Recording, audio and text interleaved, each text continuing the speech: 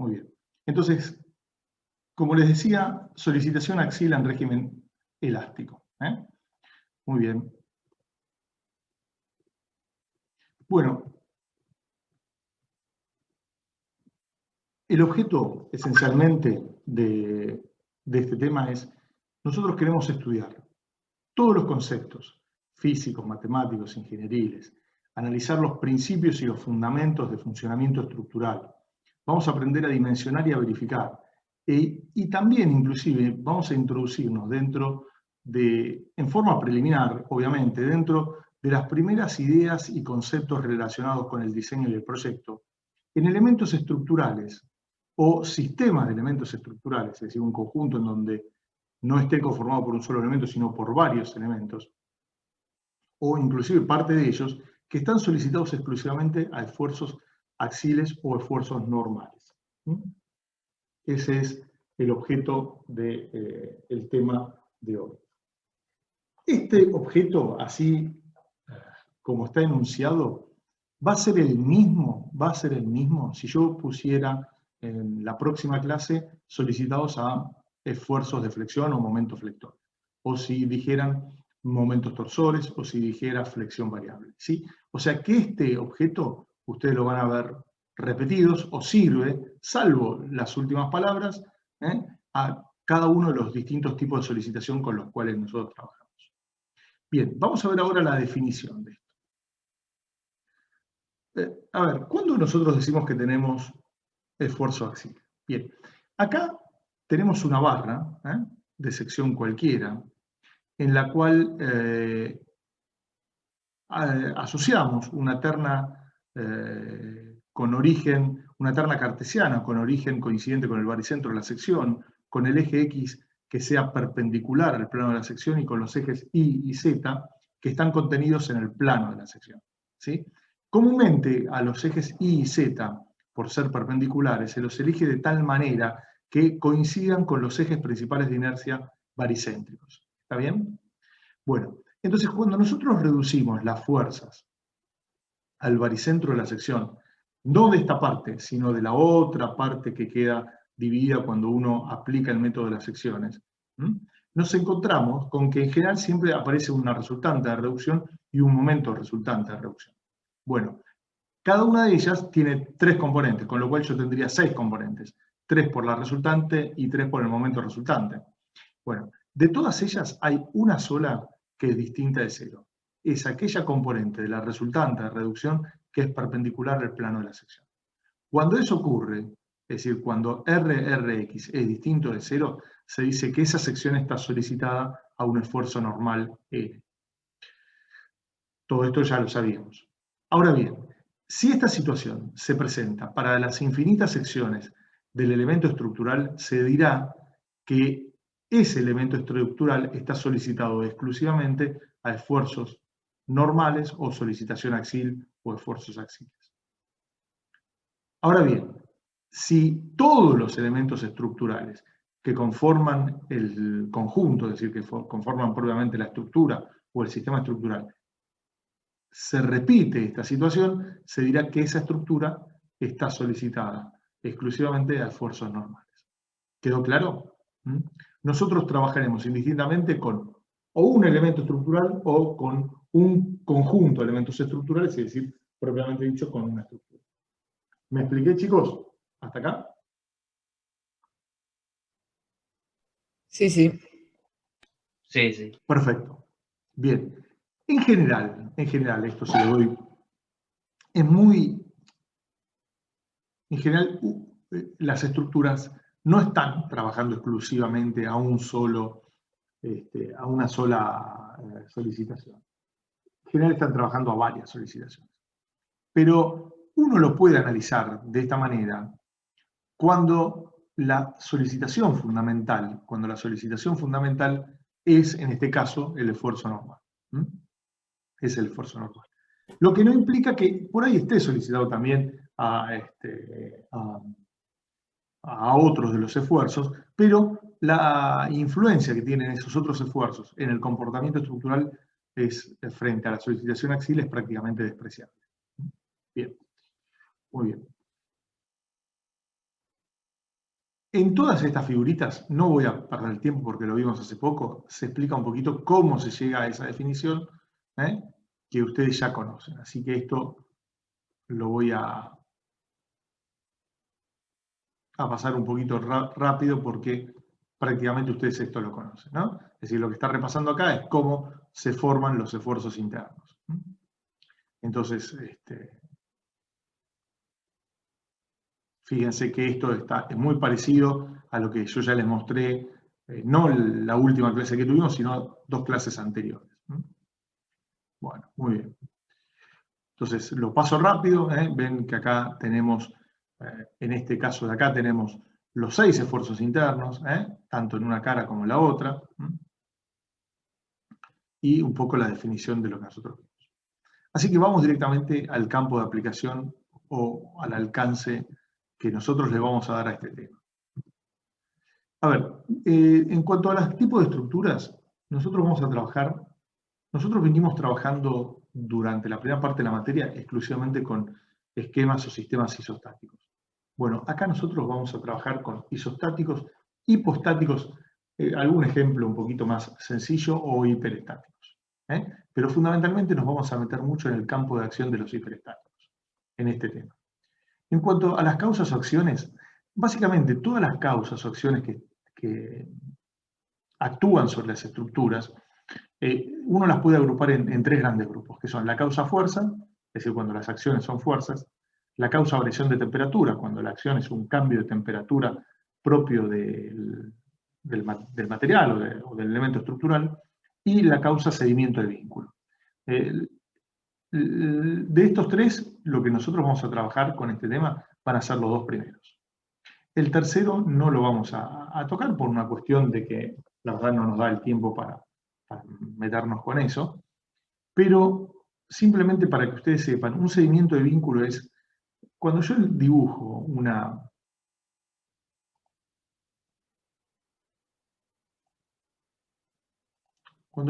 por ejemplo, esto, ¿no?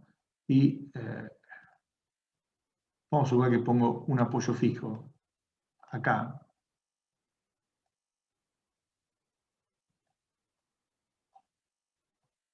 Y acá le pongo un apoyo móvil, es decir, estoy poniendo o dibujando una vía simplemente apoyada. ¿Sí? Bueno, ¿yo qué hice? Puse el apoyo fijo este que está acá, lo puse en ese lugar. ¿Para qué? Para que ese punto, por ejemplo, el A, este de acá, no se pueda desplazar ni verticalmente ni horizontalmente.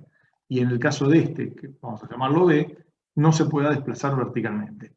Pero supongamos que por alguna causa, cualquiera de estos 2 apoyos, resulta que yo lo puse ahí, ¿no? Y lo ubiqué en ese determinado lugar del espacio.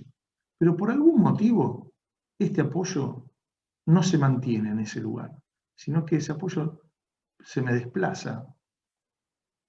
Por ejemplo, este de acá se me desplaza una dimensión, una cantidad de longitud en la dirección vertical y hacia abajo. Con lo cual la barra en realidad no está ocupando esa posición, sino que va a estar ocupando esta otra posición. Bueno, no sería la flecha, sino que sería la barra, ¿no? Ocupa esa posición. Bueno, entonces la pregunta es, ¿eso qué esfuerzos o qué reacciones de vínculo podrá ocasionar sobre mi estructura? En los isostáticos no ocasiona ninguna, pero sí en los hiperestáticos. En los hiperestáticos sí ocasiona reacciones de vínculo y esfuerzos internos sobre la estructura. Entonces, bueno, este último no lo vamos a ver, simplemente se los menciono, pero es como que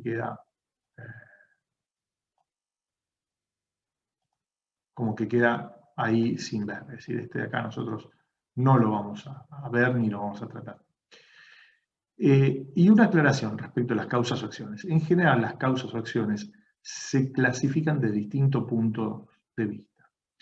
Bueno, esto en general agrupa lo que uno podría llamar como la mayor cantidad de tipos de acciones posibles sobre las estructuras. ¿Sí? Bien. Bueno, borro esto y continuamos. En cuanto a las características de los materiales, nosotros vamos a trabajar con materiales homogéneos y con materiales heterogéneos. A ver, ¿qué es un material homogéneo para distinguirlo de uno heterogéneo, ¿no? Un material homogéneo es aquel material que posee las mismas propiedades intrínsecas en todos los puntos del cuerpo. ¿Bien? Bueno, un heterogéneo es justamente cuando eso no ocurre. Ahora bien, va a poder presentarse el caso en que trabajemos con algún elemento estructural que esté conformado por un material heterogéneo. O, que va a ser lo más común, es que probablemente trabajemos con una estructura, con un sistema estructural, es decir, un conjunto de cuerpos, en los cuales no estén conformados todos del mismo material. ¿Está bien? Entonces, si bien cada elemento componente es homogéneo, el conjunto lo hace heterogéneo. ¿Quedó claro? ¿Sí? Así que bueno, esa es otra de las posibilidades. Dentro del periodo de trabajo del material, nosotros vamos a trabajar con un comportamiento elástico. Si ustedes recuerdan lo que vimos en la última clase, ¿qué era un material con comportamiento elástico? Es aquel material que luego de un proceso de carga y descarga recupera totalmente su forma original y que además la curva de carga y la descarga coinciden. Así que ese es el material. Obviamente, todo se puede estudiar, acá no sé por qué quedó 3 acá y un 2 acá, bueno, un pequeño error eso. Lo que les decía, no necesariamente todos los, todas estas hipótesis o todas estas premisas que uno considera con las que va a trabajar, no implican que, bueno, si yo puedo analizar algo dentro de un periodo que no sea el elástico, al cual se lo denomina anelástico, plástico, sí lo puedo analizar, pero no nos entra a nosotros dentro del estudio de nuestra materia. Limitaciones al alcance. Bueno, nosotros no vamos a ver temas que están en general bastante vinculados con solicitación AXIL, como es el de concentración de tensiones o el de recipientes a presión. Así que eso nosotros no lo vamos a hacer. Bien, las ecuaciones de equivalencia aplicadas al tema de solicitación AXIL son estas 6. Fíjense que el último tema que nosotros vimos en la última clase fue justamente ecuaciones de equivalencia. Y vimos todas estas ecuaciones en donde, bueno, en el caso más general, son todas distintas de 0. Bueno, acá, de la 2 a la sexta son iguales a 0, y la única que es distinto de 0, la única que es distinto de 0 es esta de acá. ¿Justamente para qué? Para decir que el elemento estructural está solicitado a esfuerzos normales. ¿Quedó claro? Recuerden que cada una de estas expresiones, de las 6 ecuaciones de equivalencia, se corresponde su aplicación a una sección. A una sección. O sea que si nosotros hablamos de un elemento estructural solicitado exclusivamente a esfuerzos axiales, voy a tener infinitas ecuaciones de esta, una para cada una de las secciones. ¿Les quedó claro? ¿Me expliqué?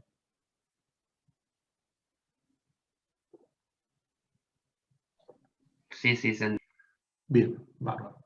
Bueno, borro acá y pasamos a la próxima. Bueno, vamos a ver algunos ejemplos de estructuras solicitadas a esfuerzos axiales. En donde ustedes van a ver, Luis, pero ahí no hay otros esfuerzos. Yo les voy a decir, sí, hay otros. Por ejemplo, bueno, fíjense, el puente de la izquierda, este de acá, es un puente totalmente reticulado en sí mismo. Todas las barras están solicitadas fundamentalmente a esfuerzos normales. Ahora, por ejemplo, el cable, esto de acá también, la única manera de que tomen carga es por fuerzas normales. Pero fíjense que también están recibiendo su propio peso propio. Entonces, bueno, en cierta medida, la forma que adquieren es consecuencia de ese peso propio. Y después, por ejemplo, toda la estructura reticulada toma esfuerzos de viento. Ahora, el viento no actúa exclusivamente, el viento no actúa exclusivamente acá en el nodo, en el nodo. Actúa en todo el elemento estructural. Entonces, por ejemplo, si yo considero esta barrita o este tramo de barra que está acá, está solicitando en forma perpendicular a la barra la acción del viento. Entonces la acción del viento actúa en toda la longitud de la barra, con lo cual la está flexando. Bueno, pero lo que le ocurre fundamentalmente es que son estructuras conformadas fundamentalmente a esfuerzos axiales.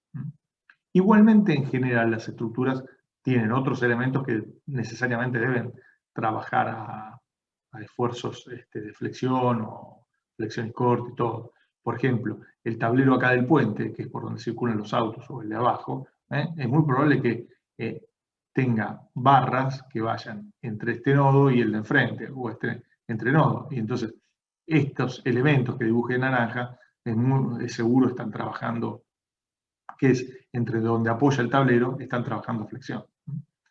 Bien, bueno, esta es otra forma de otro puente.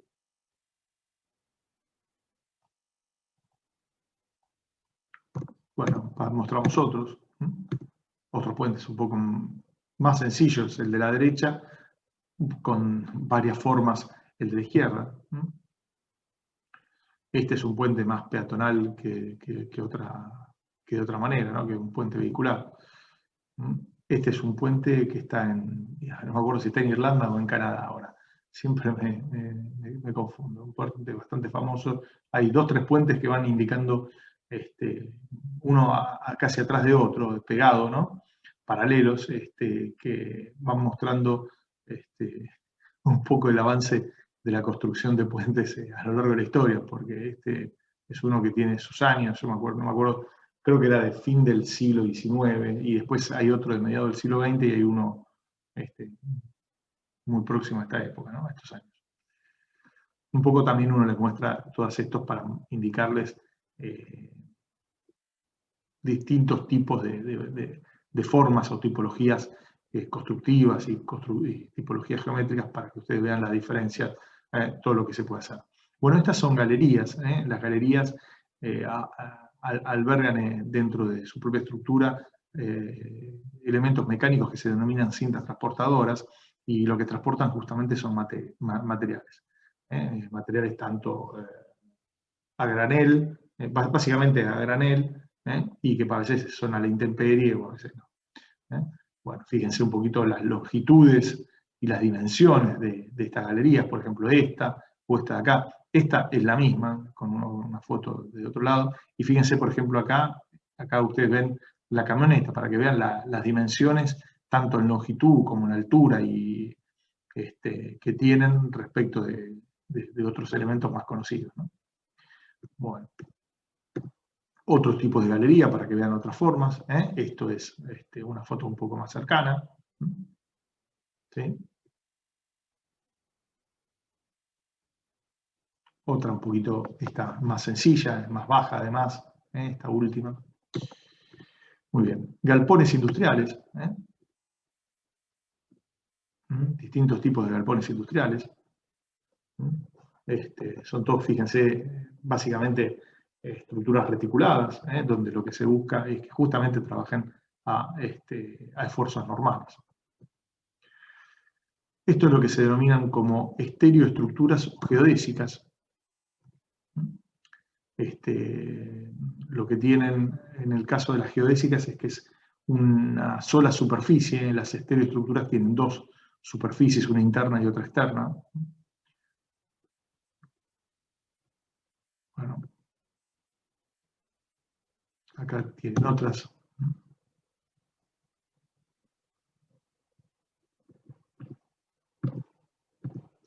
Estos son algunos ejemplos de los nodos, donde cómo se vinculan esos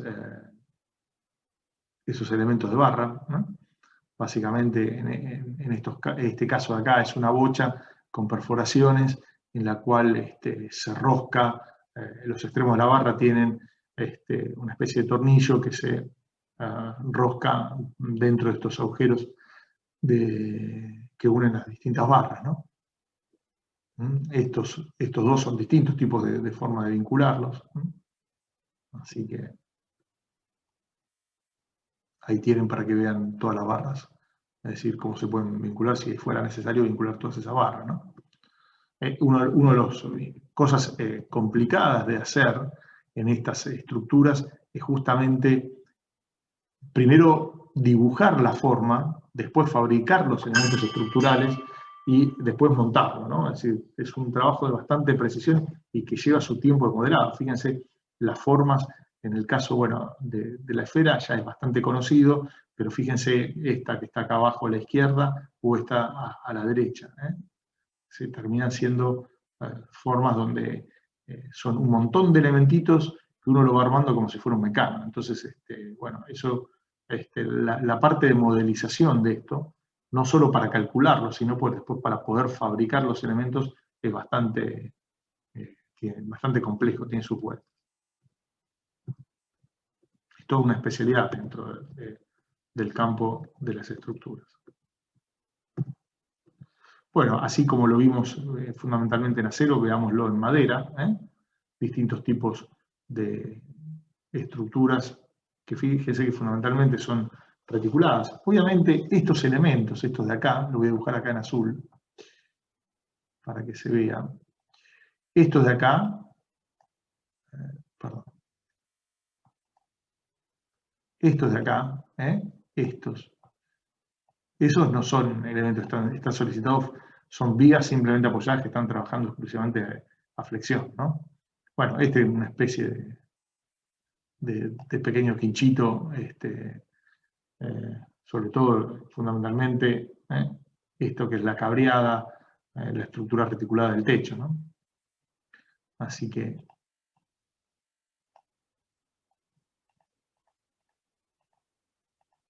Bueno, estos son lo que se denominan parrales de cañerías o de bandejas eléctricas, ¿eh? Fíjense, en este caso, todo el reticulado y las propias columnas. Las propias columnas están trabajando básicamente a compresión. Equipos, como son las torres grúas. Bueno, acá son distintos tipos de torres. El primero y el segundo que les mostré son torre grúa, este de acá no. Era un equipo que se trasladaba horizontalmente y transportaba un equipo, era una especie de puente grúa.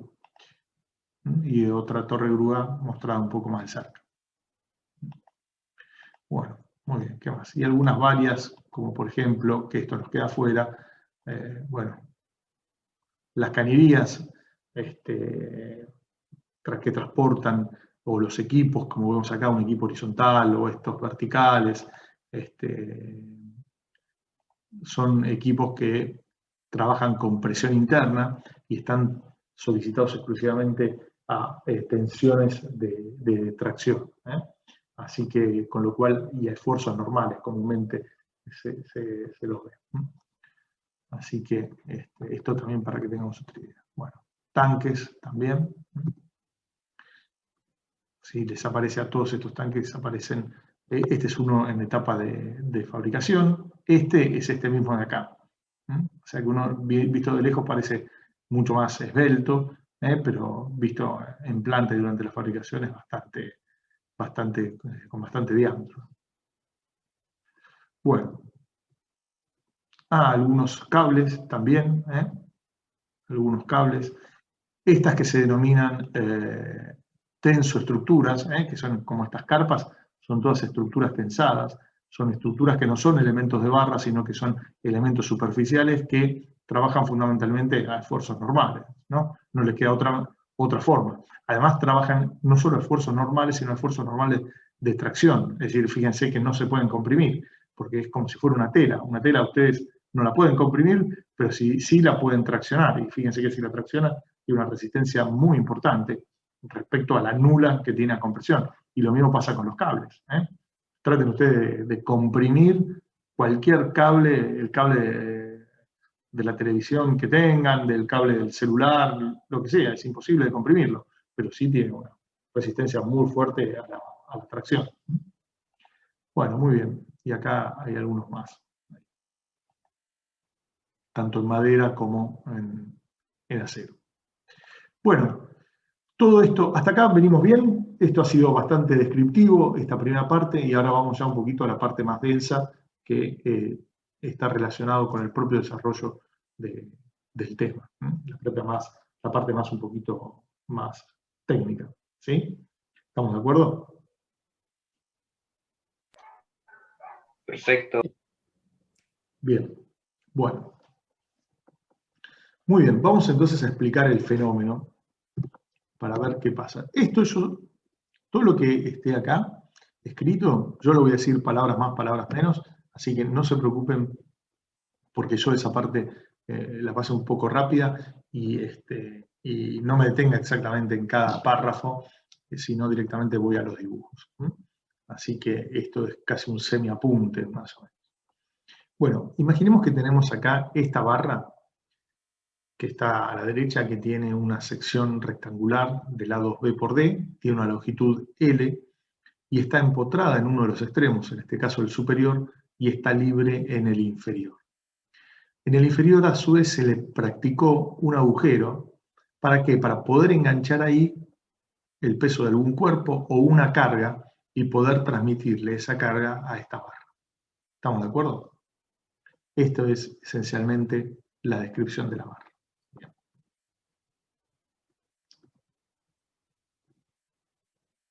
Vamos nosotros a asociar a esta barra una terna de ejes coordenados X, Y, Z, donde el eje X está en la dirección del propio eje de la barra. El origen de coordenadas se ubica en la sección del empotramiento, que era la sección que habíamos denominado A. El eje Y, en este caso, lo dibujamos en el plano del dibujo, horizontal, positivo hacia la derecha, y el eje Z va a ser saliente del plano del dibujo. Saliente del plano del dibujo. A su vez, hemos dibujado en toda la superficie lateral de esta barra una cuadrícula, que es esta que ustedes ven acá, con líneas horizontales y líneas verticales. Las líneas horizontales, fíjense, ustedes imagínense esto en 3 dimensiones, ¿no? Va no solo en la cara que estamos viendo, sino en la cara posterior, que es la que no vemos, y en las dos caras que son perpendiculares al plano del dibujo. ¿Qué representan esas líneas horizontales? Y esas líneas horizontales me están representando a cada una de las infinitas secciones. Cada una de las infinitas secciones de la barra me están representando esas líneas horizontales, mientras que las verticales me representan a las generatrices de la barra, a las generatrices de la barra. ¿Sí? Bueno, acá distinguimos en definitiva 3 secciones. La A, que es la sección del empotramiento, la C, que es la sección libre, y a su vez distinguimos una sección genérica B, que se ubica a una longitud LB del origen de coordenadas. Y esto que dibujé acá, esto que está dibujado acá, esta línea más gruesa y en azul, es algo que nosotros vamos a denominar una fibra. ¿Qué es una fibra? Una fibra es un prisma de sección transversal constante, de área infinitésima, y que tiene una longitud igual o menor al de la barra. Igual o menor al de la barra. Es decir, que yo podría tranquilamente dibujar esto, por ejemplo, ¿sí? Y, bueno, no me quedó tan recto eso vamos a borrarlo.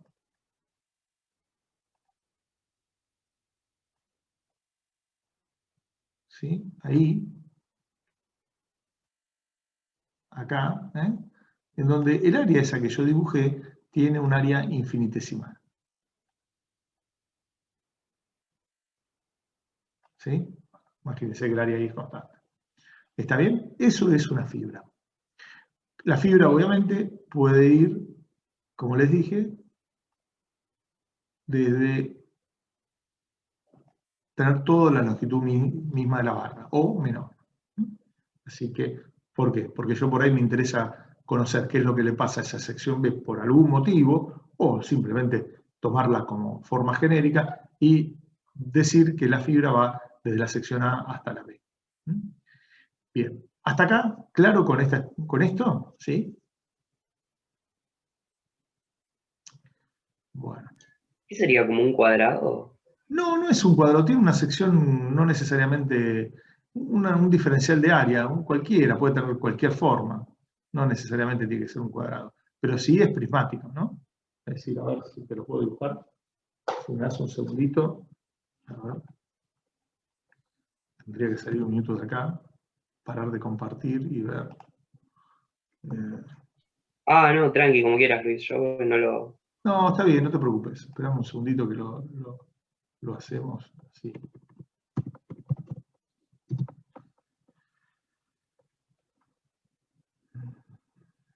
Un segundo, por favor.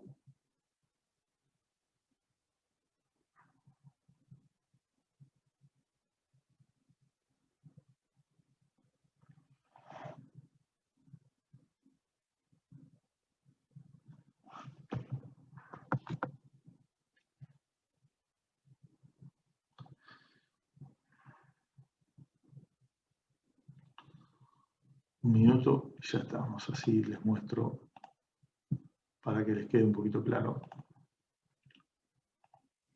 Bueno, a ver, ahí ven, así que eso no es lo que les quiero mostrar. Así que vamos. Sí, lo veía en tu dibujo, pero no... No te preocupes, no pasa nada. Imagínate que yo tomo acá, imagínate que yo dibujo, esto es un diferencial de área de una sección, ¿sí? Entonces, ese diferencial de área, imagínate que yo ahora agarro y hago un prisma con ese diferencial de área. ¿Sí? Y tengo acá. Bueno, eso es una fibra, donde esta longitud, L,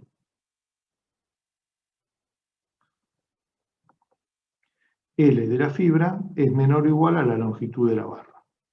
¿Está bien? Y esto de acá es el área transversal. Puede tener, como es un área infinitésima, en realidad no importa tanto la forma que tiene el diferencial de área, ¿no? Lo importante es que tiene un diferencial de área cualquiera. Si vos querés, por cualquier cuestión, la querés dibujar cuadrada, la dibujás cuadrada. Si querés la dibujás rectangular, si querés la dibujás circular y todo. Pero lo importante es que esto sea un diferencial de área. Pero no es lo importante la forma geométrica que tenga el diferencial de área. ¿Estamos de acuerdo? ¿Sí? Ahora te vas a dar cuenta. Imagínate que fuera una sucesión de puntos, nada más.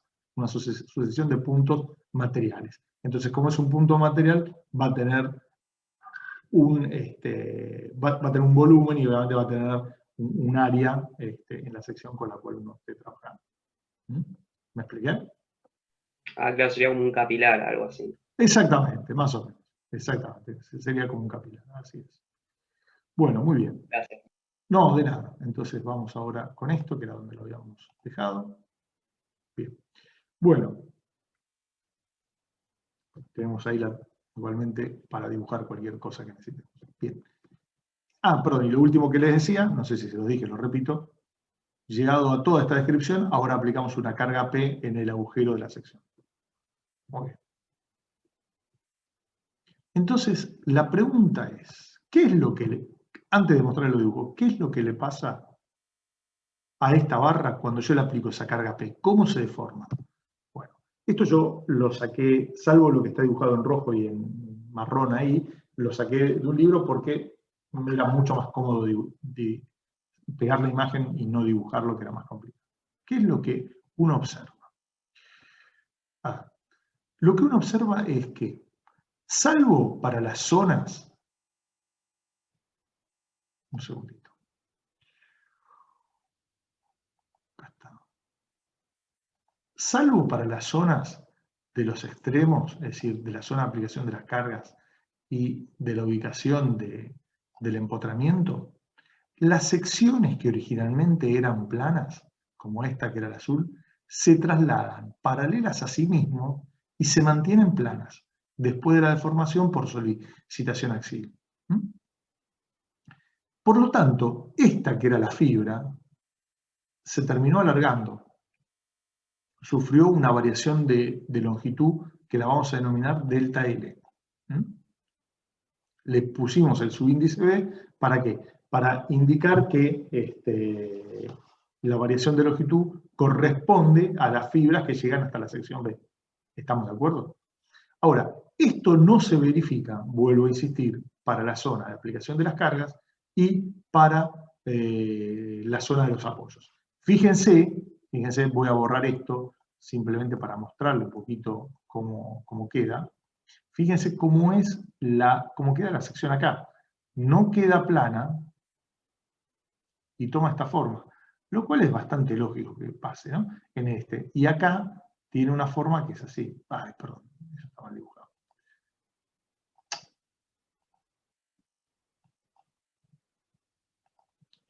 Y ahí tiene una forma que es así. Ahí y ahí. ¿Estamos de acuerdo? Entonces, eso es lo primero que observamos. Es decir, observamos que las secciones fuera de estas dos zonas se mantienen planas y se trasladan paralelas a sí mismos después de la deformación por solicitación. Muy bien.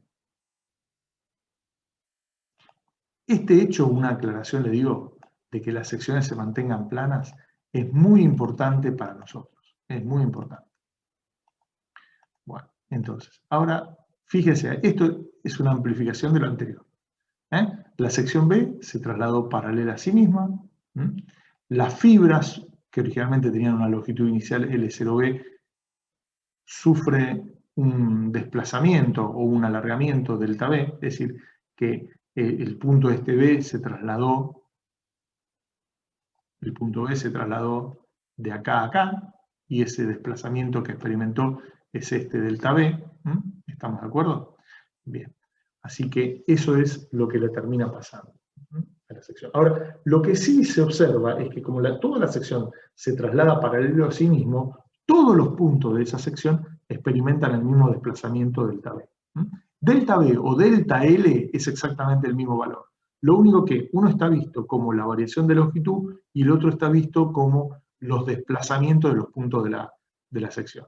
¿Se entiende, no? La diferencia entre este delta B con el que estamos trabajando, este de acá y este de acá, ¿no? Este de acá es un cambio de longitud de las fibras y este es un desplazamiento de los puntos de la sección B. Ahora, estos dos son iguales numéricamente, conceptualmente son un poquito distintos. ¿Sí? ¿Me expliqué?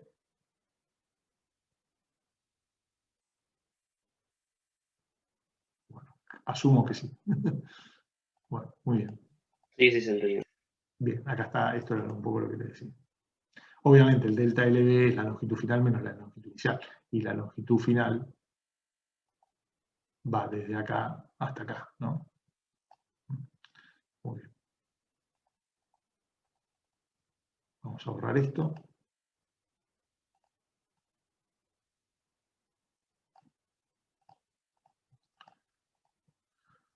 Muy bien.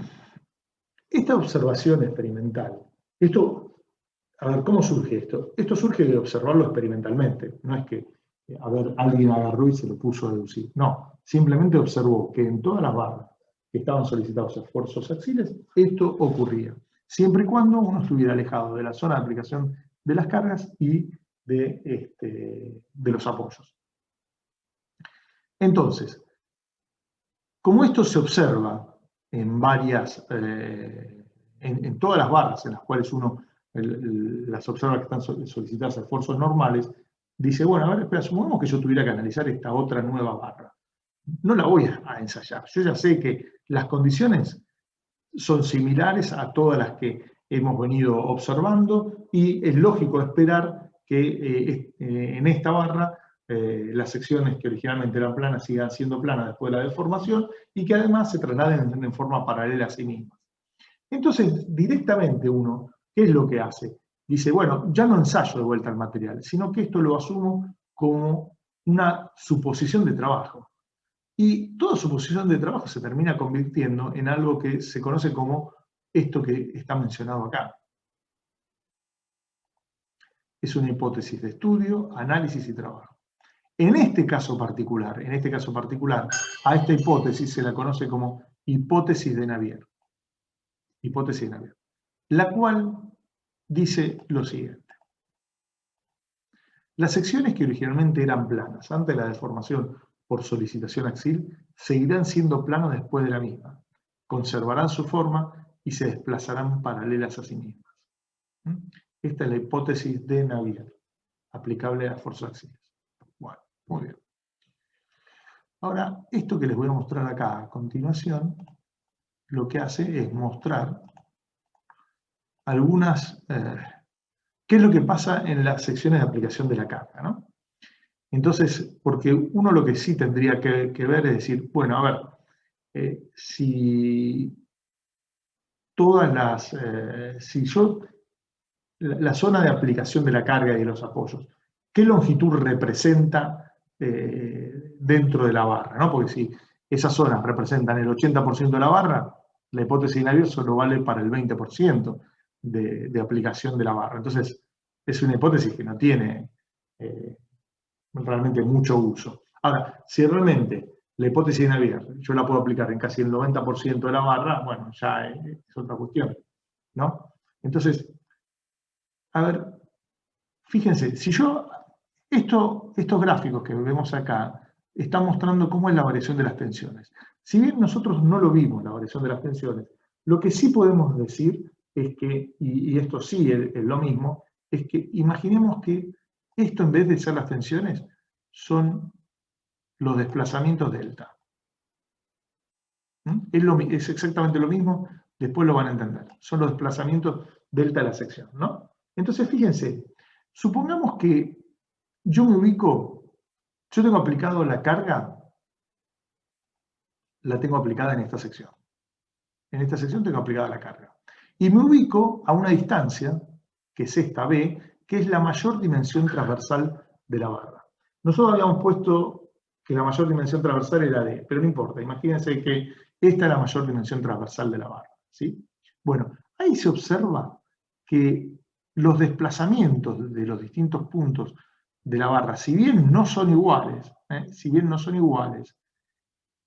el desplazamiento máximo de un punto de la barra respecto de considerar que todas sufren el mismo desplazamiento o respecto del promedio, es apenas un 2,7% más grande. Es apenas un 2,7% más grande. Y el mínimo respecto del promedio es un 2,7 justamente por ciento más chica. ¿Sí? Ahora, si yo me ubico a una distancia que es la mitad de la mayor dimensión transversal de la pieza, ya el desplazamiento máximo respecto del promedio, es decir, respecto de un valor de desplazamiento medio, es un 38,7%. Y si yo me ubico a un cuarto de la mayor dimensión transversal de la pieza, es un 157,5% mayor. Es decir, es el 257% del promedio. Entonces, básicamente, la hipótesis de Navier, si yo me alejo tanto de la zona de aplicación de las cargas como del apoyo, una distancia igual a la mayor dimensión transversal de la pieza, yo puedo decir que en todo el resto, la hipótesis de Navier vale. Es decir, a ver si me expliqué. Supongamos que yo tengo esta barrita, ¿sí? Y entonces esta barrita tiene esta longitud.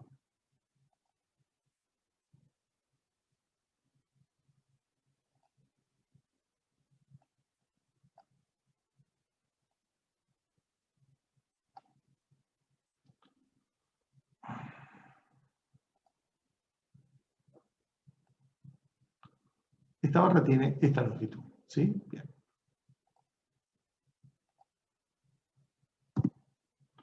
Muy bien. Ahora, supongamos que la zona de aplicación de la carga y el empotamiento sean los extremos, simplemente por una última. Bueno, muy bien. Entonces yo ahora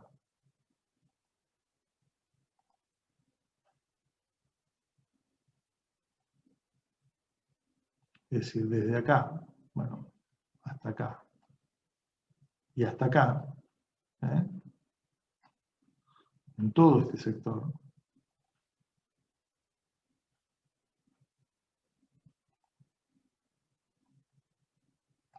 la zona de aplicación de las cargas y el empotramiento, ahí no es válida la hipótesis de Navier, pero sí es válida en todo esto que voy a indicar acá. De acá hasta acá sí va a ser válida. Quedó claro, en donde esta zona es la mayor dimensión transversal de la pieza y esto sí. Comúnmente nosotros trabajamos con barras que son denominadas barras esbeltas.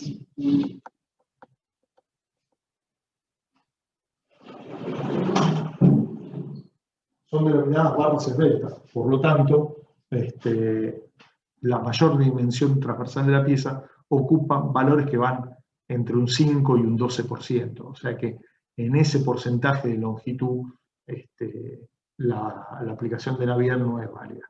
Y ahí es donde empieza a utilizarse otros procedimientos para evaluar, que son, por ejemplo, el de concentración de tensiones, que nosotros no los vamos a ver. O sea que nosotros, toda la metodología que vamos a ver tiene un grado de aplicación en casi, tomemos en promedio un 90% de la longitud de la barra. Me expliqué con esto porque esto sí es importante para entenderlo. Sí, fíjense que en la zona de aplicación de las cargas los desplazamientos son muy grandes y por lo tanto las tensiones, con lo cual no es aplicable todo el procedimiento que a continuación vamos a ver.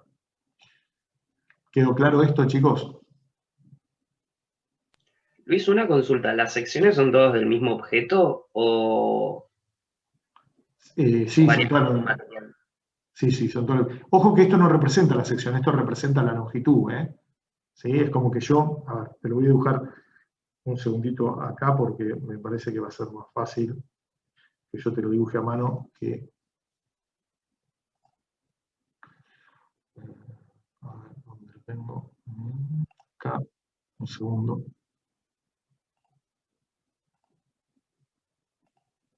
Ahí. Es decir, lo que yo te estoy tratando de decir es, imagínate que yo tuviera una barra que fuera de sección rectangular, ¿sí? Esa barra...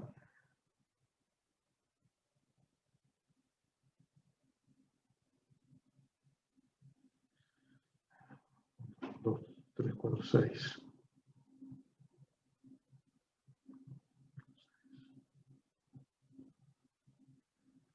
Imagínate que esta sea toda la barra. ¿Sí? Bueno, entonces si vos tomás desde acá hasta acá, supongamos que esto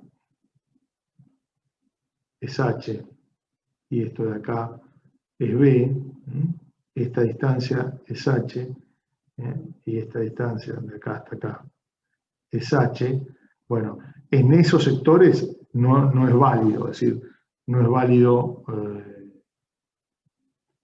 la aplicación de toda la teoría que vamos a desarrollar ahora, ¿no? Hasta acá no es válido. En las fuerzas, ¿no? Y el empotramiento. Claro, la zona de la fuerza y el empotramiento, ¿no? Ahí no es válido, pero sí es válido en todo lo que sería desde acá hasta acá. Ahí sí, en esta longitud reducida es válida. Y comúnmente esto es aproximadamente el 90% de la longitud real de la barra. Vamos a ponerlo acá reducida porque si no, reducida y respecto de la real, ¿no? Es aproximadamente, más o menos, ¿sí? Así que igualmente nosotros es como que la vamos a utilizar en toda la longitud, porque, bueno, porque muchas veces, inclusive, la mayor dimensión transversal de la pieza ni siquiera ocupa el 5% de toda la longitud. Entonces, prácticamente lo que se hace en la práctica usualmente es, yo le aplico todo el desarrollo teórico que vamos a ver, se lo aplico a toda la barra, y después ajusto en las zonas en donde tengo alguna aplicación de carga o tengo el apoyo a través de un procedimiento de concentración de tensiones. ¿Está bien? Eso es lo que comúnmente se hace, ¿sí? Así que bueno. Entonces, paro acá de compartir. A ver, no, Buenísimo. Sí, no, de nada. Ahí lo tenemos. Bien. Bueno, esto lo saqué de uno de los libros. Yo les compartí los libros, no sé si los recibieron a los que lo habían pedido y me habían mandado el mail. ¿Sí? Sí, yo los mandé a todos. Bárbaro, perfecto. Bien, entonces esto lo saqué de uno de los libros que yo les compartí, así que Es simplemente las figuras para no tener que dibujarlas yo nada más, ¿no? Bien. Bueno, muy bien. Vamos ahora sí a entrar con las expresiones, las variables, el desarrollo, ¿no? Entonces, fíjense que una de las primeras cosas es que si, vamos a ver, si por ejemplo, tomo la sección B, que es una sección cualquiera, tomo la sección B, que es una sección cualquiera, ¿qué es lo que pasa? Todos los puntos de esa sección van a tener el mismo desplazamiento, es decir, delta B va a ser constante.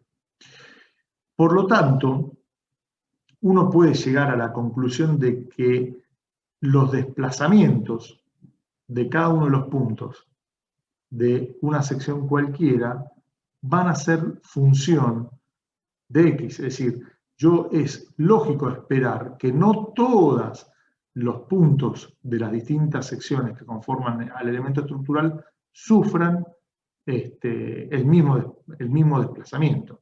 Es decir, los desplazamientos de los puntos de una sección sean distintos a los desplazamientos de los puntos de otra sección. Eso es lo que quiere decir esta segunda expresión que está dibujada acá, o que está expresada ahí. Ahora, para cada sección, los desplazamientos sí van a ser constantes. Bien. Entonces, vamos a realizar el siguiente razonamiento. Si los desplazamientos son constantes, indica que las fibras que llegaron a esa sección experimentaron el mismo alargamiento o acortamiento. ¿Hasta ahí estamos de acuerdo? ¿Sí?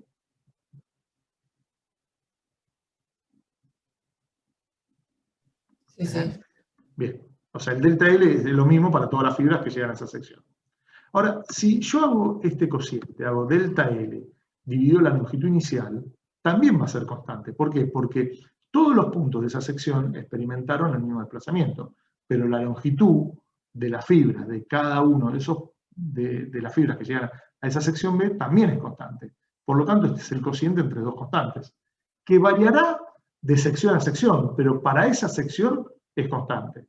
Por lo tanto, ¿qué implica? El cociente este es la variación de longitud sobre la longitud inicial, y eso es la deformación específica longitudinal.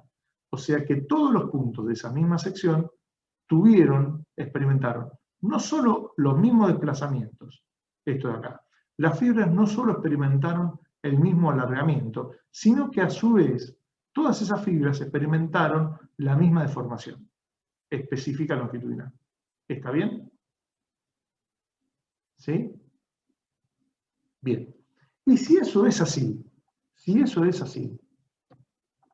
y uno ahora aplica la ley de Hooke, que la ley de Hooke era que las tensiones eran al módulo de elasticidad por la deformación específica longitudinal, y donde E es una constante del material, y acá acabamos de demostrar que epsilon es constante, llegamos a la conclusión de que las tensiones normales para todos los puntos de una misma sección son constantes. Variarán después de sección a sección, por eso está esto de acá.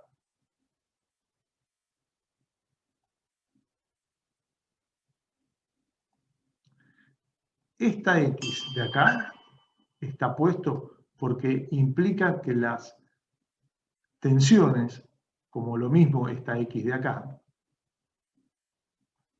las tensiones, lo que me está queriendo decir es que pueden variar de una sección a la otra, pero para la misma sección, esos dos parámetros son constantes. ¿Quedó claro hasta acá? ¿Me expliqué? Fíjense que hasta acá, vamos a separarlo un poquitito, a ver. Hasta acá fue todo el resultado experimental que nosotros observamos. Todo de acá para arriba es conclusiones de mi experimento. Acá lo único que planteo es nada más que una relación. La variación de longitud respecto de la longitud inicial de las fibras. Parámetro que se denomina deformación específica longitudinal. Acá recién me meto con la ley de Hooke. Me meto con la ley de Hooke ahí. ¿Está bien? Bien. Bueno, ¿y cómo sigue la historieta? Vamos a verlo. Bueno, vamos a borrar esto. Ahora, si yo tomo la primera ecuación de equivalencia, que me decía que el esfuerzo normal, que puede ser función de X porque puede variar de una sección a otra, que es la integral extendida a toda el área de la sección de sigma X por diferencial de área, resulta, y que, como yo le dije al principio, esto aplica para una sola sección, sigma de X es constante, por lo tanto sale fuera de la integral, ¿no es así?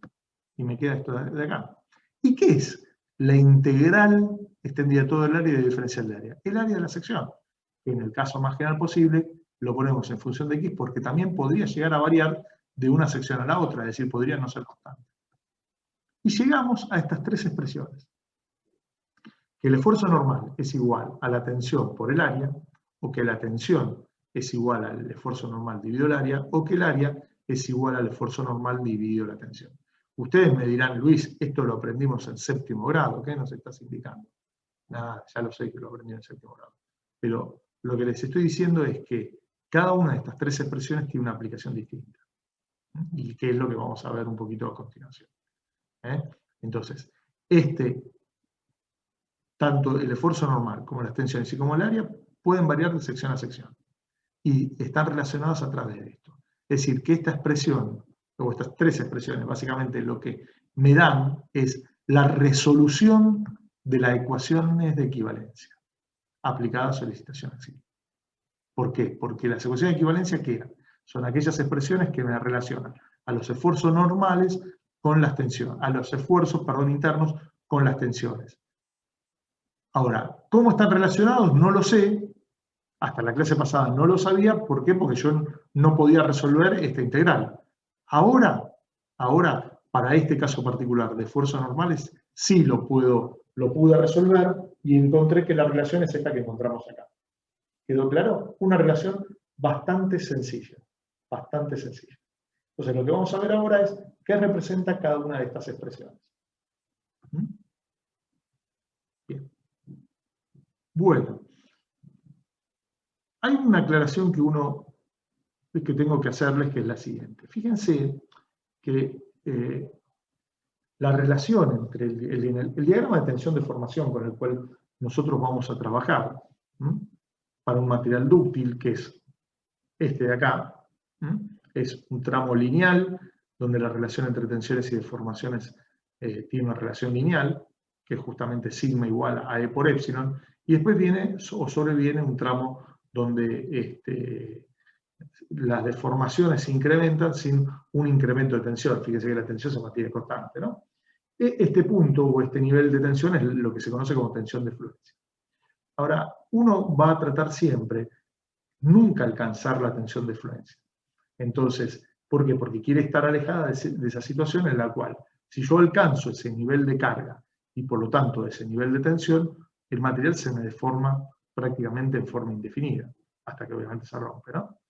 Entonces, pero yo ese aspecto no quiero que justamente el material esté totalmente, se pueda totalmente deformar, sino que realmente lo que quiero es acotarlo.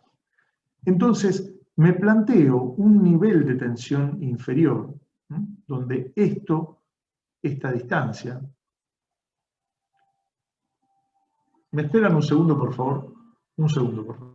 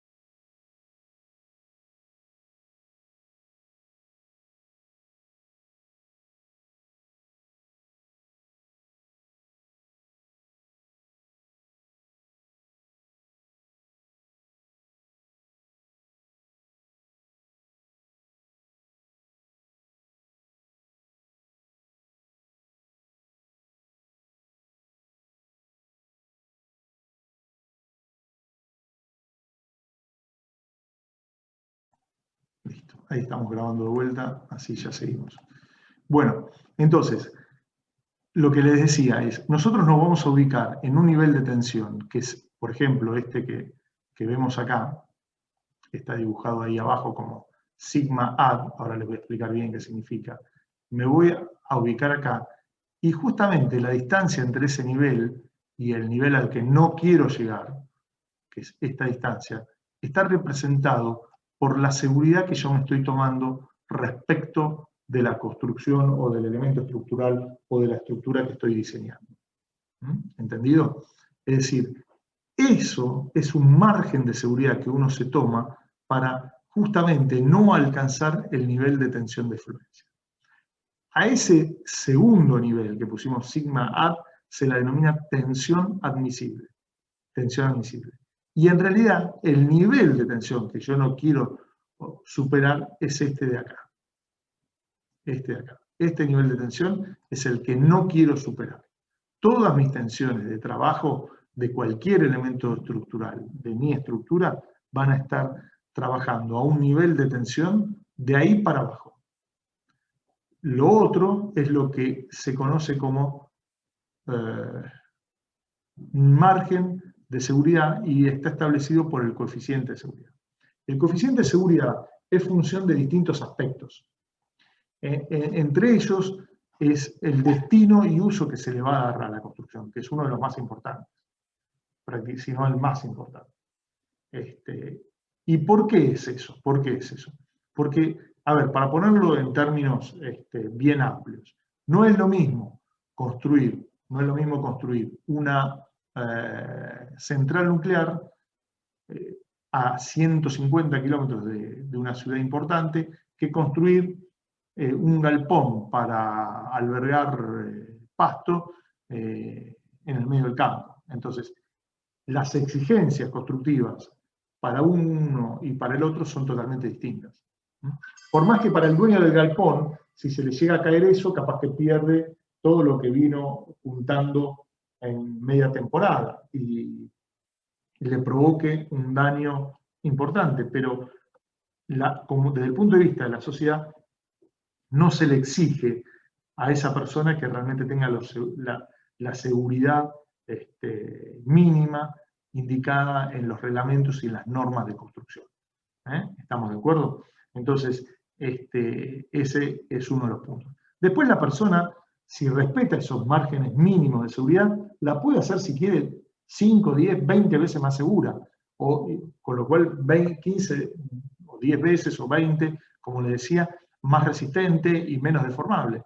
Bueno, pero esos son gastos que desde el punto de vista normativo, la sociedad no le exige a esa persona que lo haga. ¿Estamos de acuerdo hasta acá? ¿Me expliqué? Bien. Bueno, todo eso está dicho más o menos acá, y a ese margen de seguridad es lo que se conoce como coeficiente de seguridad. O sea que uno llega a la tensión admisible dividiendo la tensión de fluencia, que es un dato que es conocido de los ensayos, por un coeficiente de seguridad o un factor de seguridad, que obviamente es mayor a 1. Eso hace que al ser mayor a 1 se obtenga un valor de tensión que es menor a la tensión admisible. ¿Sí? Bien. Muy bien. A ver, vamos a hacer. Los problemas que surgen de las tres expresiones anteriores, vuelvo un minutito para atrás, de estas tres expresiones que tenemos acá, esta y esta, son los tres que vamos a ver ahora a continuación. Y no necesariamente están en este mismo orden. Así que lo que queremos darle es una interpretación ingenieril a estas tres expresiones.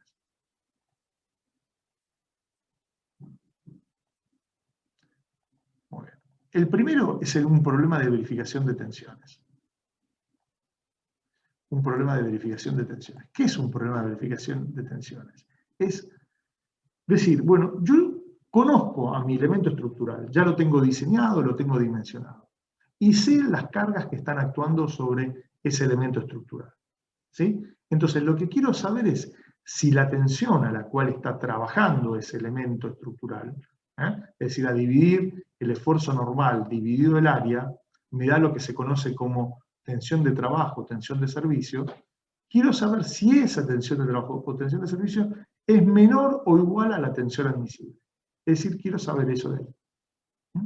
La tensión de trabajo, también se la denomina tensión de servicio, es la tensión a la cual está trabajando un elemento estructural bajo las cargas actuantes y con el diseño que se le dio a ese elemento estructural. ¿Quedó claro? Bien. Este es un problema de verificación de tensiones. Es una verificación desde el punto de vista de la resistencia, porque yo lo que quiero es que el material no se me rompa. Bueno, el otro tema es un problema de dimensionado de secciones. Es decir, yo conozco que voy a estar trabajando con un elemento estructural que va a tener una determinada sustentación, o que yo le voy a dar una determinada sustentación, conozco las cargas que están actuando, conozco el material del cual lo voy a fabricar, pero todavía no sé las dimensiones que tiene. Básicamente no sé el área que tiene. El área. ¿Sí? Entonces, lo que tengo que hacer es, en este caso, es aplicar esta otra expresión, en donde el área mínima que yo le voy a poder dar a ese elemento estructural va a tener que ser mayor o igual, al cociente entre estos dos valores, entre el esfuerzo normal y la tensión admisible. A esa área mínima se la denomina área necesaria, porque es el área necesaria que yo necesito colocarle a ese elemento estructural. ¿Para qué? Para que cumpla y verifique las tensiones admisibles. Es decir, cuando yo coloque ese valor de área, me va a dar una tensión de trabajo menor o igual a la tensión admisible. Tengan en cuenta que en un problema de solicitación AXIL, yo le dije que una de las cosas que... A ver, yo lo que les dije 2 clases atrás, es que los problemas que nosotros vamos a albergar son básicamente que queremos establecer no solo las dimensiones del elemento estructural, sino saber cómo está distribuida la materia dentro del cuerpo con el cual nosotros estamos trabajando. Acá fíjense que la distribución de la materia dentro del cuerpo no interesa mucho. No interesa, porque da lo mismo que la sección transversal sea una sección cuadrada, una circular, un perfil doble T, un perfil U, etc. No interesa. Lo que interesa para esfuerzos axiles es que el área de la sección transversal tenga un valor mínimo determinado. ¿Estamos de acuerdo? Bien. Bueno.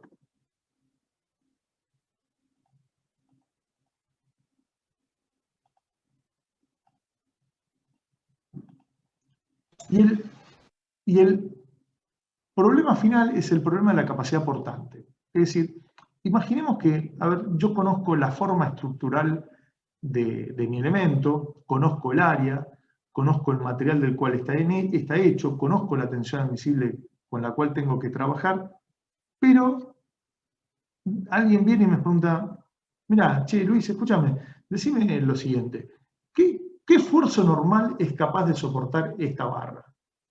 Bueno, entonces lo que tenemos que aplicar es la tercera de las expresiones que vimos, que es esta de acá. Es el esfuerzo normal admisible va a ser igual a la tensión admisible por el área real. Por el área real de la sección transversal, obviamente. ¿Quedó claro? ¿Sí? Bien, así que esto es lo que nosotros tenemos que aplicar. Muy bien. Así que esos son los 3 problemas. El de determinar la capacidad portante, el de verificar la sección del punto de vista de la resistencia y el de dimensionar son los 3 problemas que no solo nos van a preocupar para esto de solicitación AXIL, sino para todas las otras solicitaciones con las cuales vamos a estar trabajando de ahora en más. Para cuando veamos flexión, para cuando veamos torsión y para cuando veamos flexión y corte o flexión variable. ¿Quedó claro? ¿Me expliqué, chicos? ¿Sí? Bien, un par de consideraciones más. Las normas argentinas establecen, por ejemplo, para el caso de los aceros, que vienen dados a través de la siguiente nomenclatura, en cuanto a la calidad de los aceros. F-XX. F significa valor de la tensión de fluencia. Y XX significa justamente el valor de la tensión de fluencia expresado en kilonewton por centímetro cuadrado. O sea que cuando ustedes le den cualquiera de estos ejemplos, hay más, pero no importa, F-20 significa que el valor de la tensión de fluencia es de 20 kilonewton por centímetro cuadrado. Si le dicen F36, quiere decir que el valor de la tensión de fluencia es 36 kilonewton por centímetro cuadrado. ¿Quedó claro? ¿Me expliqué, chicos? ¿Eh? Sí, sí, se entendió. Bien. Bueno, muy bien. Perdón, yo tengo una duda. Dale, volvemos para atrás. Si yo tengo una viga de hormigón armado y adentro tiene 4 varillas de hierro, Sí. ¿la tensión admisible va a ser la suma de la tensión del hierro y de las 4 varillas o es la mayor de cada uno? Ninguna de las dos. O sea, no va a ser ninguna de las dos, porque vos tenés ahí un material que es heterogéneo, entonces vos vas a tener que ver qué esfuerzo normal toma cada una de las partes componentes de ese elemento estructural y ese esfuerzo normal que toma la varilla cero y el esfuerzo normal que toma la sección de hormigón, después lo vas a tener que dividir por las áreas de cada material. Eso te va a dar una tensión de trabajo para el acero y una tensión de trabajo para el hormigón. Y eso lo vas a tener que comparar contra las tensiones admisibles de cada material. O sea que todo por separado sería.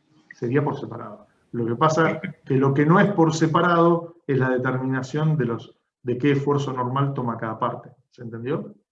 Seguramente vos Claro, te estás sí. refiriendo a este ejercicio. Si me aguantás un Es segundo. un ejercicio de la guía. Claro, por eso, exactamente. Si querés después lo hacemos. No hay ningún problema. No, este no está. Bueno, este es parecido, creo. Ya no me acuerdo si está acá, creo que está acá. Porque este está habilitado. No, este justo no era, mira, este es el recipiente. Nada que ver. A ver. Esperamos un segundito que lo busco. ¿Dónde estamos? Acá.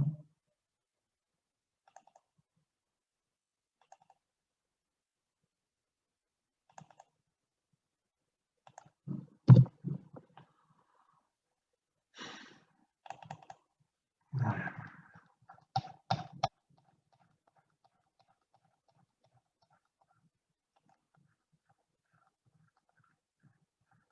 Te referís a este de acá, ¿no? Claro, eso. Claro, Sí. exactamente. No te preocupes, después lo vamos a resolver. ¿Eh? Así Perfecto. te mantengo un poquito la intriga hasta un rato más. ¿Eh? Dale, gracias. Bueno, de nada. De nada. Bueno, muy bien. Bueno, esto, a ver qué era, lo de la calidad de acero, ya se los acabo de decir. Bien. Y lo que sí me queda es qué pasa con las quintas. Hay una parte que me parece que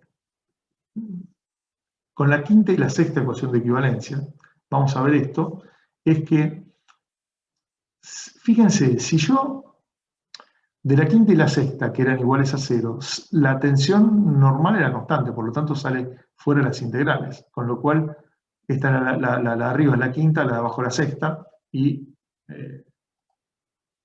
esto pasa acá, y esto pasa acá. Entonces, fíjense, sale las tensiones, con lo cual las tensiones se me terminan anulando. Y estas ecuaciones se transforman en lo siguiente, en definitiva. Se transforman en que la integral extendida toda la sección de z por diferencial de área es igual a 0, y lo mismo pasa con la segunda integral. ¿Estamos de acuerdo? Entonces, ¿y está bien que sean iguales a 0 esas dos integrales? ¿Eh? Sí, porque no hay como esfuerzos de carga, ¿no? Está Digo, de bien, pero momento. está bien, pero ¿qué representan esas integrales?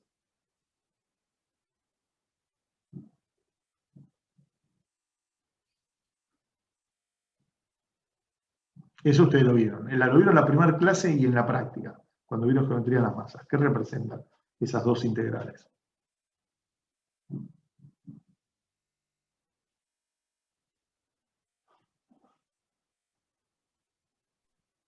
Momento estático.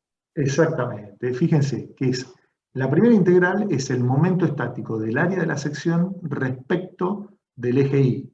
Recuerden que la distancia de un diferencial de área al eje Y es z, ¿no? Y el segundo es el momento estático del área de la sección respecto del eje z. Ahora, los ejes Y y Z son ejes baricéntricos. Por lo tanto, ¿cómo es el momento estático del área de una sección respecto de un eje baricéntrico? 0. 0, con lo cual está perfecto. Eso está bien. Entonces está bien lo que me da, con lo cual la quinta y la sexta ecuación de equivalencia me cierran sin ningún inconveniente. Bueno, vamos a ver. Ahora, vamos a ver qué pasa con la segunda y la tercera ecuación de equivalencia. Este desarrollo es un poquitito más largo, pero hagámoslo y nos tomamos un recreo. Primero, la sección se mantiene plana. ¿Hasta ahí estamos de acuerdo? Bien. Por lo tanto, si la sección se mantiene plana, significa que no se alabea. El alabeo, ¿qué es? Es que la sección, que originalmente era plana, deja de ser plana y por lo tanto se me transforma en una superficie en el espacio. Ahora, la pregunta es, ¿la sección se distorsiona? ¿Qué significa que la sección se distorsiona? Ahora lo vamos a ver. Pueden pasar dos cosas. Que no se distorsione, con lo cual gamma es igual a 0, o que se distorsione, pero de manera constante. A ver. Esto lo voy a tener que dibujar para que lo vean, porque me parece que va a ser mucho más, va a ser mejor, para que ustedes, para que se pueda entender lo que les quiero indicar. Entonces, esto, vamos acá, y ahora me voy a esto de acá, y esto, ahora sí. Bien, ahí estamos. Bueno, a ver, ¿cuándo nosotros teníamos una distorsión? ¿Cuándo teníamos una distorsión? Bueno, a ver, yo tenía una distorsión. Imagínense que yo tengo acá, voy a hacer una vista lateral, por ejemplo, de esta misma barra, ¿no? Una vista lateral de esa misma barra. Entonces, si yo hago una vista lateral de esa misma barra, imaginemos que esta es la sección B, ¿sí? Esta es la sección B, e imaginemos que esto esté conformado por distintos cubitos elementales. Vamos a borrar este. Así, luego hasta acá, me quedan todos los cubitos iguales. ¿Sí? ¿Qué pasa cuando un cubito de estos, de acá, se distorsiona? A ver, hago un zoom de esto. Al hacer un zoom, tengo que el cubito elemental es esto. Cuando se distorsiona, significa que esto forma un ángulo. ¿Sí? Entonces, este es justamente la distorsión gamma. ¿Por qué la distorsión? Porque, bueno, a ver, entre estas dos direcciones, entre esta y esta, inicialmente tenían este ángulo que era de 90 grados. O sea que el alfa inicial era pi sobre 2 o era 90 grados. Ahora, el ángulo final, ¿cuál es? Es este de acá. Este es el ángulo final. La diferencia entre el ángulo inicial y el ángulo final, cuando este es pi sobre 2, es lo que se conoce como distorsión. Por lo tanto, la distorsión es este valor de acá. ¿Se entendió? Ahora bien, si todos los elementos estos que yo dibujé sufren la misma distorsión, significa que este pasa acá, esto pasa ahí, esto pasa acá, esto pasa acá, esto pasa acá y esto pasa acá. O sea que todo esto forma un mismo plano. Si las distorsiones no fueran iguales, es decir, si estos gamma no fueran constantes, esto ocurre cuando gamma es constante. Fíjense que la sección se mantiene plana. Ahora, si las distorsiones no fueran constantes, ¿qué significa? Significa que esta sección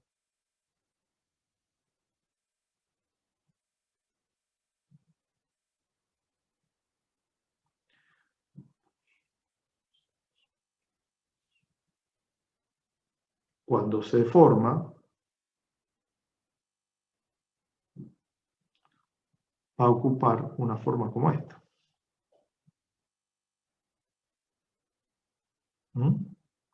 Entonces, ocupa una forma, esto es que se termina labiando. ¿Por qué? Porque las distorsiones ahí están sufriendo deformaciones distintas una respecto a la otra.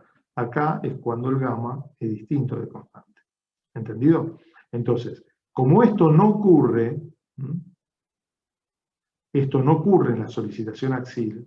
¿Y por qué no ocurre en la solicitación axial? Porque las secciones experimentan, se mantienen planas después de la deformación, entonces significa que esto no es posible que ocurra. Es decir, el alabeo no ocurre. Pero sí podrían llegar a distorsionarse. Entonces, lo que estamos analizando es cuán factible es esto ahora que ocurra. ¿Se entendió? No sé si me expliqué con lo que les quería decir. Chicos. Sí, se entendió. Bueno, bien, entonces. Sería como una persiana que se deforma toda, o sea, ordenada. Claro, exactamente. Se forma todo ordenado, todo baja lo mismo. Cada una de las tablillas baja lo mismo. Así es. Bueno, entonces. Esto lo tenemos acá. Así que, bueno, ahí está. Volvemos a la presentación. Bien. Ahí está. Bueno, entonces. Las dos cosas que pueden pasar es, para mantener que no se la ve, es lo que vimos recién. Es que o gamma sea igual a 0 o que gamma es constante. Lo que no puede ser es que gamma sea distinto de constante. Eso no, porque la sección se distorsiona y se la ve. Entonces analicemos ahora estos dos casos que tenemos acá. Gamma igual a 0 y gamma constante. Si la gamma es igual a 0 implica que la sección no se distorsiona, no se la ve y se mantiene plana. Si gamma es igual a constante, significa que la sección se distorsiona, no se alabea y se mantiene plana. Y la segunda y tercera ecuaciones de equivalencia son estas que están escritas ahí. Bueno, analicemos estos dos casos. Primer caso, gamma igual a 0. Por ley de Hooke, si gamma es igual a 0, tau y j es igual a g por gamma y j. Pero gamma y j es 0. Entonces tau y j también va a ser 0. ¿Sí? Con lo cual se satisfacen la segunda y la tercera ecuación de equivalencia. ¿Por qué? Porque si las tensiones son nulas, la integral de tau por diferencial de área tranquilamente se termina anulando. Veamos qué pasa con gamma constante. Acá está un poquito hecho el dibujito anterior. Gamma y j es constante. Por lo tanto, si yo aplico ahora la ley de Hooke, tengo que tau y j, que es igual a g por gamma y j. Tau y j significa tau xy o tau xz, ¿entendido? Por eso está puesto en forma genérica tau y j, lo mismo que el gamma es gamma y j. Por lo tanto, tau y j es constante, porque g es una constante del material y gamma también. Ahora, si las tau xy y las tau xz salen fuera de las integrales anteriores, que eran estas, pasa a ocurrir lo siguiente. Fíjense que salen fuera de las integrales. Con lo cual yo las puedo cancelar a la tau xy y a la tau xz. Con lo cual estas dos expresiones llegó a esta conclusión. Que la integral de la diferencial del área, esto de acá, es igual a 0. ¿Y a ustedes les parece razonable que esta integral sea nula? ¿A ustedes les parece razonable que esa integral sea nula? Y no. Y no, porque ¿qué implica eso? Implica que el área de la sección transversal es nula. Y eso no es posible, porque significa que no tengo un elemento estructural. Y justamente nosotros creamos un elemento estructural que tiene una longitud, que tiene dimensiones transversales, y por lo tanto la sección tiene un área determinada. Y acá no lo tiene. ¿Quedó claro? Entonces, llegamos a una incongruencia primero matemática y después física.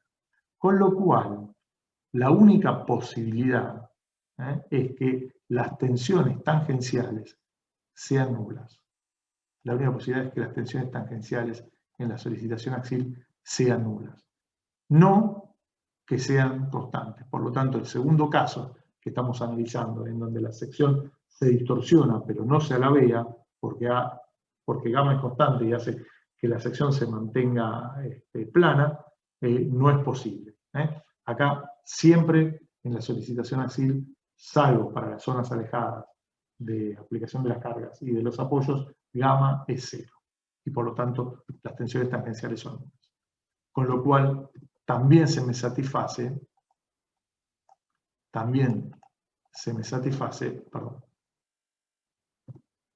la cuarta ecuación de equivalencia. Recuerden que la cuarta ecuación de equivalencia era menos tau xi por z más tau xz por i, todo por diferencial de área.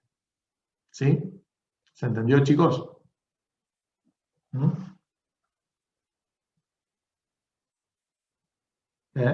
Sí, perfecto. Bueno, muy bien. Bueno, vamos a hacer lo siguiente. Son 10:45 casi. No nos queda mucho para terminar esto y nos queda una segunda presentación, pero esto que nos está quedando no es tanto. Así que vamos a hacer un descanso de 15 minutos y a las 11 nos volvemos a encontrar y continuamos con el tema. ¿Les parece? Chicos. ¿Sí? Dale. Listo, a las 11 nos estamos viendo. Bueno, paro de grabar.